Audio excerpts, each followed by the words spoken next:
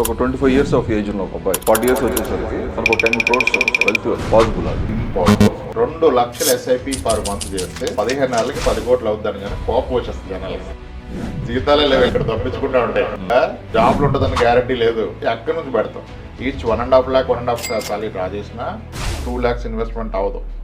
ఇండియాలో ఉన్న ఒకే ఒక లగ్జరీ ఏంటంటే మీకు house helpers comes at a very cheap price. మీరు యాక్చువల్ గా ప్రైవేట్ సెక్టార్ లో లైక్ ఐటీలో అయితే ఆన్ యావరేజ్ గా అందరిది సాలరీ 6-7 years లో డబ్బులు. ఇప్పుడు క్వశ్చన్ వస్తుంది, ఎవరు చెప్పాడు నీకు మాకు 6% ఇచ్చారు 3% ఇచ్చారు? లాస్ట్ ఇయర్ 6% ఇచ్చారు, అసలు హైక్ ఇవ్వలేదు, 3% ఇచ్చారు. కానీ లాస్ట్ 7 years లో సాలరీ డబుల్ అయిందా లేదని అడిగితే మాత్రం ట్రిపుల్ అయిన వాళ్ళు చాలా మంది ఉన్నారు.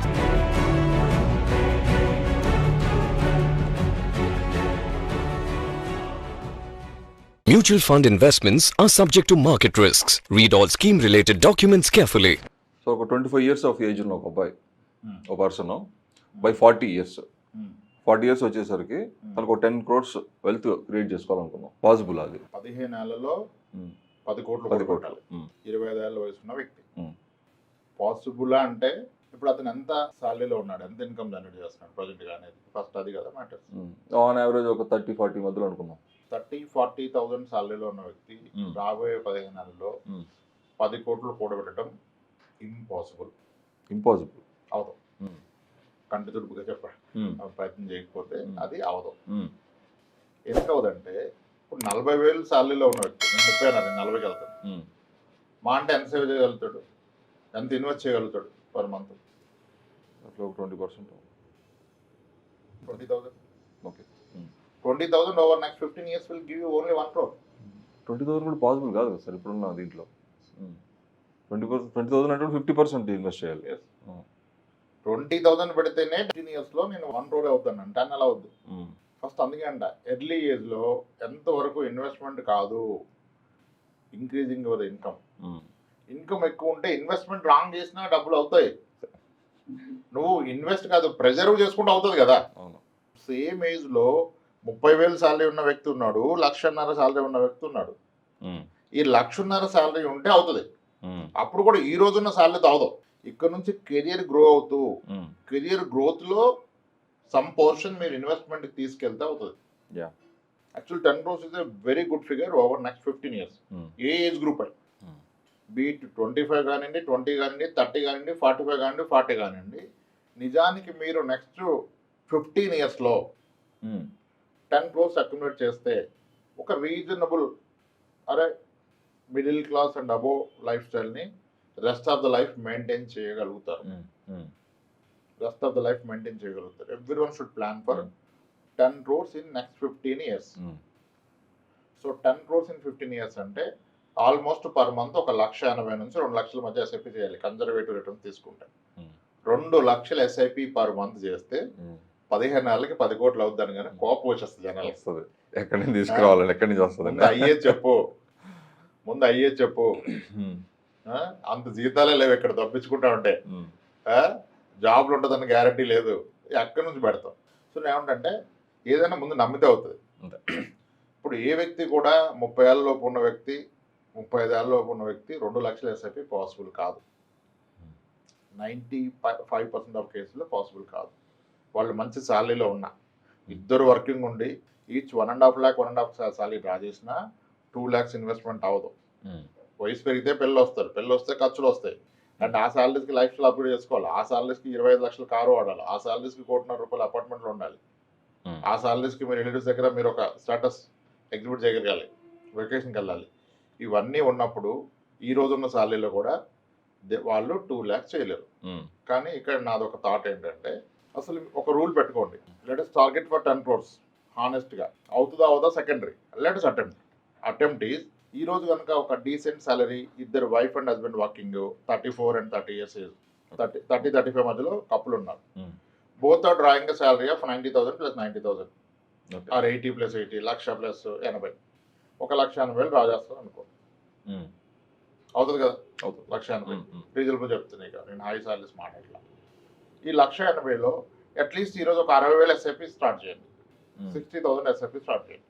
60,000 SIP over next 10 years, 15 years will create only 3 crores, 3.5 crores. ఇంకా 6.5 crores షార్ట్ ఫాల్ ఉంది. ఒకే ఒక రూల్ చెప్తాను, ఈ రూల్ ఫాలో అవ్వండి, ఖచ్చితంగా అయిపోతుంది. ఫస్ట్ థింగ్, ఇన్ కేస్ మీరిద్దరు వర్కింగ్ చేస్తూ దాని నుంచి 60,000 చేస్తే ఫస్ట్ ప్లాన్ దట్ మీరిద్దరు నెక్స్ట్ 15 ఏళ్ళు పనిచేయడానికి ప్రిపేర్ అవ్వండి. 2 ఇన్కమ్స్ ఉంటాయి. ఒకే ఇన్కమ్ దగ్గర ఉంటే అది స్టోరీ వేరు. 2 ఇన్కమ్స్ రీజనబుల్ మారుతుంది. ఫస్ట్ 15 ఏళ్ళకి పని చేయడానికి ఒక ప్లాన్ పెట్టుకోండి. 15 ఏళ్ళు పని చేయాలంటే ఫస్ట్ మీరు చేయాల్సింది మీ పేరెంట్స్ని ఇన్లాస్ని హెల్దీగా పెట్టుకోండి, వాళ్ళ సర్వీసెస్ వాడుకోండి, వాళ్ళని బాగా చూసుకోండి. మీ పిల్లల్ని వాళ్ళ చేతిలో పెట్టండి, మీకంటే బాగా వాళ్ళు చూసుకుంటారు. ఇది ఫస్ట్. మీరు వాళ్ళతో గొడవకి వెళ్తే అవదు, మనోభావాలు దెబ్బతింటే ఎవరు రాడు. ఫస్ట్ అది చూసుకోండి. వాళ్ళు వచ్చినా వాళ్ళు ఉన్నారని వాళ్ళకి పనులు చెప్పొద్దు. ఇండియాలో లగ్జరీ ఏంటంటే మనకి ఇక్కడ హౌస్ సర్వీస్ ఇచ్చేవాళ్ళు మెయిడ్స్ అంటాం కదా, చీపెస్ట్ ప్రైస్లో అవైలబుల్ ఇండియాలో. మనం దాని మీద కూడా పడేడుస్తాం. అవునవును. ఇండియాలో ఉన్న ఒకే ఒక లగ్జరీ ఏంటంటే మీకు house helpers comes at a very cheap price. నేనైతే ఎవరా అనుకుని ఇద్దరు వర్కింగ్ ఉంటే ఇంట్లో ఏ పని మీరు చేయడానికి వీల్లేదని చెప్తాను. మీరు మీ పిల్లల పనులు చేయాలి కదా. మీకు వంట క్లీనింగ్ అంతా కలిపి కూడా 12-15 వేలలో అద్భుతంగా వచ్చేస్తుంది. మీ పేరెంట్స్ వచ్చున్నా మీరు వీళ్ళతోనే చేయించండి. అది చేయించడం వల్ల మీకు ఇంకొక ఫ్యామిలీకి సపోర్ట్ చేస్తున్నట్టు. అక్కడ అడిగిన దానికన్నా ఒక 1000 రూపాయలు ఎక్కువ. మనం ఎక్కడ ఆడడం, బేరాలు ఎక్కడ ఆడతాం, ఎక్కడెక్కడ ఎంత పోగొట్టిన ఇక్కడ బేరాలు ఆడతారు. ఇక్కడ వాళ్ళు హ్యాపీగా చేస్తారు. హ్యాపీగా మనస్ఫూర్తిగా చేసే పనికి ఇష్టం లేకుండా చేసే పనికి చాలా తేడా ఉంటుంది, అది ఏ పని అయినా. సో మీకు ఒక 10-12 వేలలో మీకు మార్నింగ్ కుకింగ్ అయిపోద్ది, క్లీనింగ్ అయిపోద్ది, వీక్లీ వాష్రూమ్స్, విండోస్ అన్నీ క్లీనింగ్ అయిపోద్ది. సో ఎప్పుడు మీకు ఆ ఇంట్లో ఉంటే ఒక మంచి ఫీలింగ్ ఉంటుంది, నీట్గా ఉన్నప్పుడు. ఇల్లు సర్ది పెట్టుంటే ప్రశాంతంగా ఉంటుంది కదా. ఇది పెట్టుకోండి. దానివల్ల ఏంటి, మీరు మీ స్ట్రెయిన్, మీ స్ట్రెస్ లెవెల్ తగ్గుతుంది, వర్క్ లోడ్ తగ్గుతుంది. మీ ఇంట్లో ఉన్న ఇన్లాస్ కానీ పేరెంట్స్ కానీ వాళ్ళకి కూడా కంఫర్ట్ ఉంటుంది. ఇక వాళ్ళు ఉంటే ఆశ్చర్యపడి అనుభవం చేసుకుంటారు, ఇన్ని వేలు కడుతున్నాం. కానీ అది మీ సాలరీతో కంపారిజన్ చాలా తక్కువ. దానివల్ల మీరు చాలా టైం సేవ్ చేస్తున్నారు. చాలా మంది మనసు ఒప్పదు అనమాట, ఇది చేసుకొని గొడవలు పెట్టుకుంటారు. నువ్వు ఏమాత్రం ఇటు పుల్ల తీసి పెట్టావు, నేను వర్క్ చేసే కానీ నేను 5 hours లాగిన్ అయ్యా, నువ్వు 2 hours లాగిన్ ఎందుకు రిలాక్స్ అంటావు అంటే ఇది ఫస్ట్.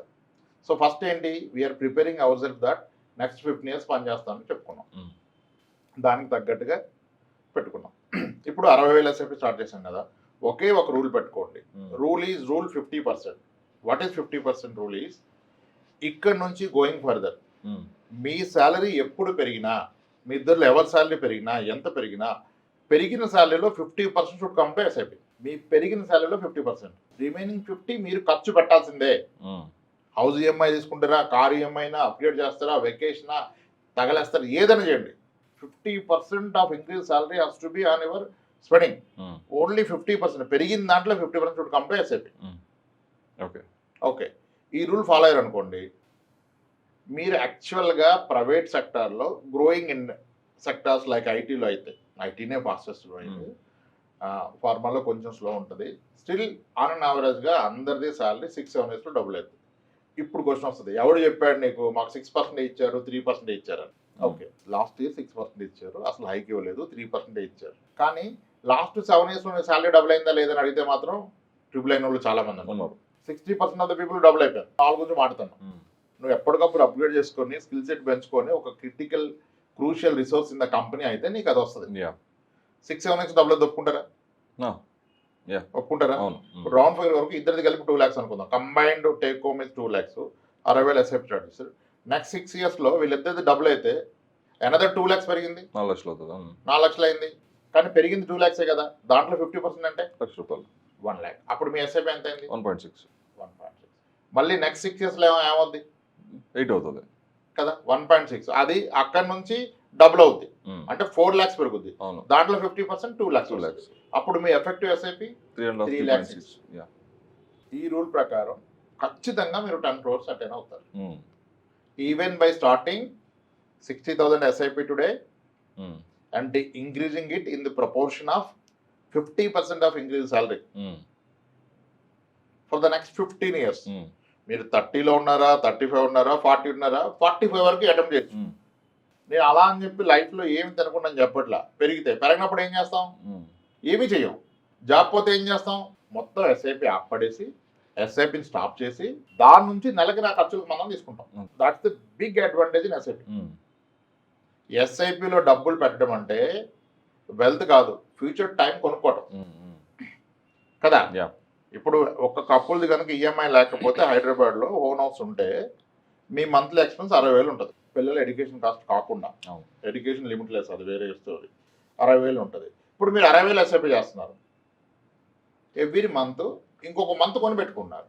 మరి దాన్ని మీరు 120 తీసుకెళ్తే 2 months, 260 తీసుకెళ్తే 4 months. That's what it is.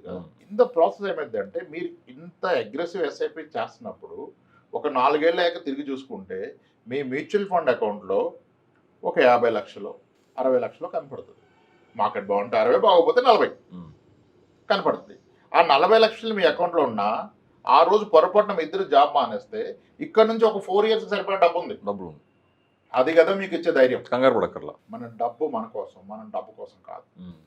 డబ్బు తీయాల్సి వస్తే అది జెన్యూన్ రిక్వైర్మెంట్ అయితే హ్యాపీగా తీసుకోలేదు, వాడేయండి, ఖర్చు పెట్టి. టార్గెట్ 10 కోట్లు కదా, ఈరోజు నేను పస్తుంటా అంటే 10 రోజులు పోతాను కదా. మన డబ్బు మన కోసం, మన డబ్బు కోసం కాదు. ఇది బాగా గుర్తుపెట్టుకోండి. మన అవసరం జెన్యూన్ అయితే ఏదైనా తీసి వాడుకోవాల్సింది. సఫర్ అవ్వదు. 15 ఏళ్ళు జాబ్లు ఉంటాయా, ఉండవు, మధ్యలో పోతాయి, శాలరీ హైక్స్ రావు, ఒక శాలరీ పోద్ది, కొన్నిసార్లు శాలరీ తగ్గొచ్చు, జాబ్ పోతే తక్కువ శాలరీగా, అన్నిటికీ సొల్యూషన్ వచ్చేస్తుంది. ఎందుకు? What ever building is in liquid asset. పెరిగేది పక్కన పెట్టండి, అవసరానికైతే ఆదుకుంటారు కదా. ఇలా ప్లాన్ చేస్తే ప్రతి ఒక్కరు 10 crores రీచ్ అవ్వచ్చు. అసలు 10 crores అయితే ఏమైంది అనేది నెక్స్ట్ క్వశ్చన్. 10 crores అయితే ఏమైంది అది కదా. మ్యూచువల్ ఫండ్ ఒక 15 years తర్వాత ఈ కైండ్ ఆఫ్ రిటర్న్స్ ఇవ్వచ్చు, ఒప్పుకోవచ్చు. 12% అన్నాం కదా, అప్పుడు 10% ఇస్తుంది అనుకుందాం. అలా యావరేజ్ రిటర్న్ పర్ ఇయర్ 10 ఇస్తుంది అనుకుందాం కదా. 10 crores మీద 10% అంటే which is 1 crore per year. 8 lakhs per month ఖర్చు పెడితే మీ capital over a long period తగ్గదు పెరగదు కదా. అవును కదా. అంత రిస్క్ కూడా తీసుకోవద్దు, అది కూడా రిస్కే. మనం ఏం చేద్దాం, 8 lakhs తీసుకోవచ్చు out of 10 crore. Let us take only 4 lakhs per month. 1 crore on an average పెరగాలి, మనం 50 lakhs పర్ ఇయర్ ఖర్చు పెట్టుకుందాం. అప్పుడు ఏమవుద్ది, మన డబ్బు పెరుగుతుందని, అలాగే మన అవసరాలు పెరుగుతాయి ఇన్ఫ్లేషన్ వల్ల. ఇన్ లైన్ విత్ దట్ పెంచుకుంటూ పోయినా మీ 10 crores అలా మిగిలిపోతుంది. ఎవరి దగ్గర చేయాల్సిన అక్కర్లా. Per month 4 lakhs life style ఉంటుంది 15 years తర్వాత. అంటే that is today's 1 lakh life style. Today's 1 lakh life style at least rest of the life sustain చేస్తుంది. దానికి రిక్వైర్డ్ కార్పస్ 10 crores. 10 crores ఈ రోజు వింటానికి 10 crores such a big money. సంబంధం లేదనిపిస్తుంది. 20 ఏళ్ల క్రితం 1 crore రూపాయలు అట్లాగే ఫీల్ అయ్యారు. ఇప్పుడు what is 1 crore? Not even house.